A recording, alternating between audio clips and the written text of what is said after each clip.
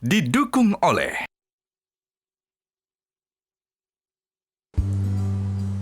Dan pemirsa, selanjutnya siapakah peserta ketiga yang akan melakukan presentasi di hadapan para panelis? Langsung saja kita akan serahkan ke Coach Dewa Eka Prayoga, silakan. Siap. Berawal dari keprihatinannya melihat kondisi keuangan keluarga dan keinginan untuk bebas hutang, calon juragan kali ini memutuskan untuk berbisnis dengan mengangkat produk rendang telur crispy sebagai produk andalannya dengan brand Amelia. Kita lihat langsung.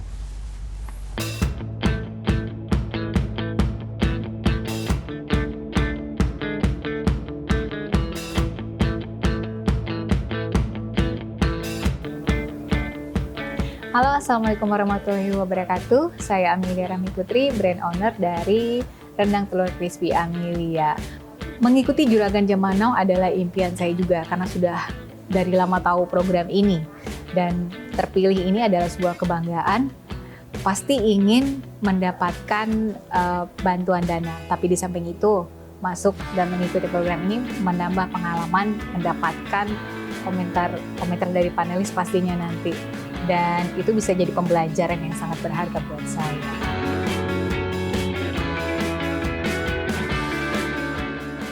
Saya siap menjadi Juragan Zaman Now.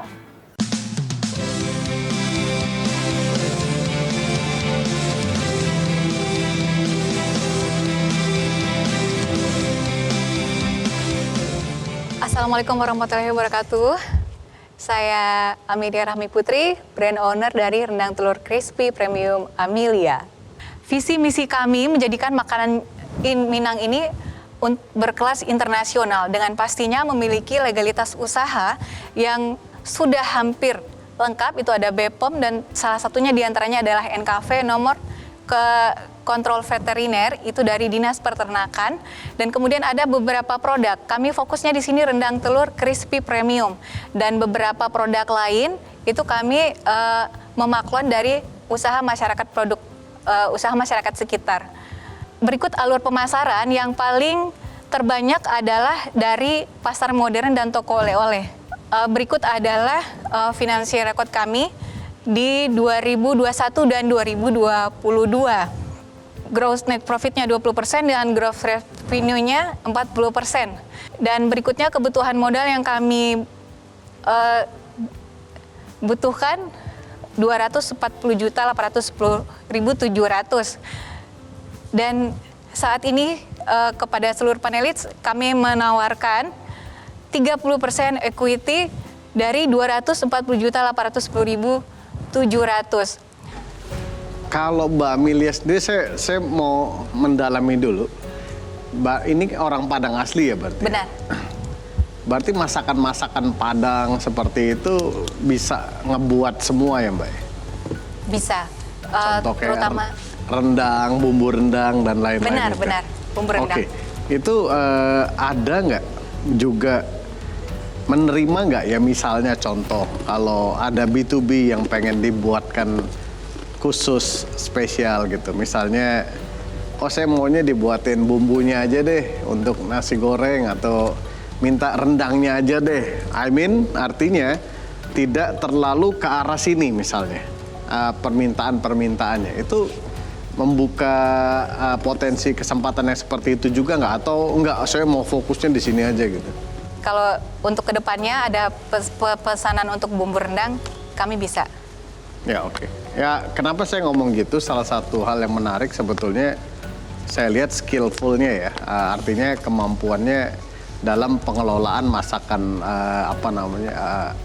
tanah rantau ini Padang ya, seperti itu. Jadi saya ngelihat ada potensi-potensi lain sebetulnya yang bisa dikembangkan dari sekedar snacking seperti ini gitu.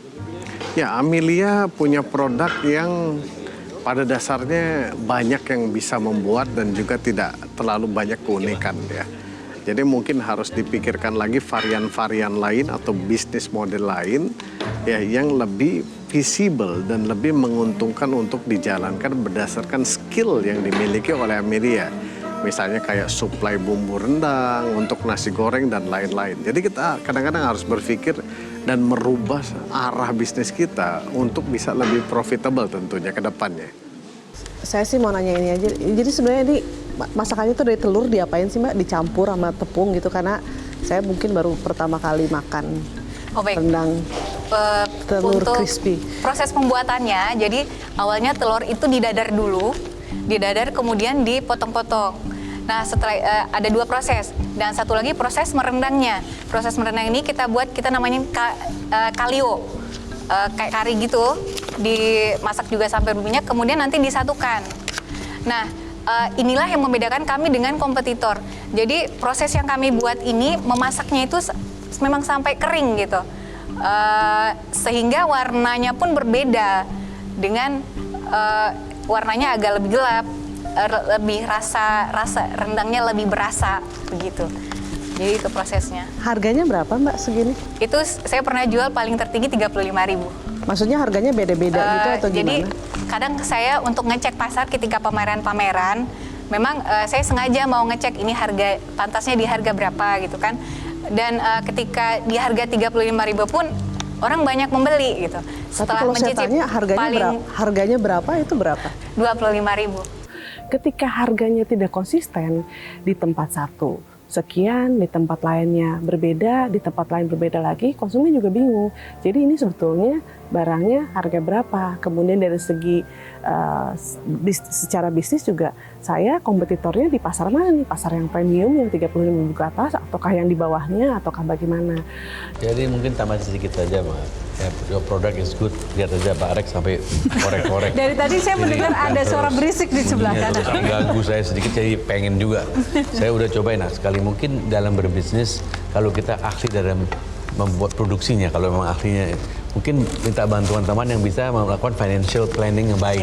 Itu jadi akan berjalan dengan baik lah, kira-kira itu yang mesti diutamakan juga. Kadang-kadang kita pembuat produk ataupun creatornya belum tentu mempunyai financial aspect yang dalam. Jadi kalau digabungkan itu menjadi yang kuat. Itu yang kira-kira saya ingin sampaikan. Jangan hanya mengatakan produk saya bagus, produk saya enak, tetapi is it really giving a return? Karena business is about return juga. Oke, baik. Silahkan Coach Dewa untuk memantapkan apa yang menjadi harapan dari peserta tadi. Tadi ya, intinya beliau pengen bisnis terus bertumbuh dengan perjuangan beberapa tahun ke belakang, dengan produk yang disajikan. Cuma tadi memang tadi kata Pak Irwan benar ya, financial ininya rada pro PR di situ. Tapi yang pasti saya yakin beliau open mind banget, tinggal belajar gitu. Oke, baik. Tepuk tangan untuk peserta ketiga. Terima kasih presentasinya dan pemirsa, kita akan tunggu hasil diskusi dari panelis. Siapakah yang nanti akan mendapatkan tambahan modal atau investasi, atau juga siapa yang akan menjadi Juragan Zaman Now dalam episode kali ini. Kita akan jeda dulu, sesaat lagi saya akan kembali. Tetaplah di Juragan Zaman Now Season 3, karena UMKM harus naik kelas. Memang nervous banget, grogi, tapi alhamdulillah presentasinya selesai. Insya Allah kedepannya saya bakal ngejalanin semua yang tadi sudah disarankan sama panelisnya. Terima kasih panelis. Dari segi produknya sendiri enak dan sustain, ini soal tentang manajemen aja sih. Manajemen, kapasitas dan kompetensi dari segi keuangan dan juga timnya ya. Nah, semoga lewat Juragan Zaman Now ini, beliau akhirnya tersadarkan bahwa bisnis gak cuma sekedar bikin produk, tapi juga ngurusin bisnis itu sendiri, terutama masalah keuangan.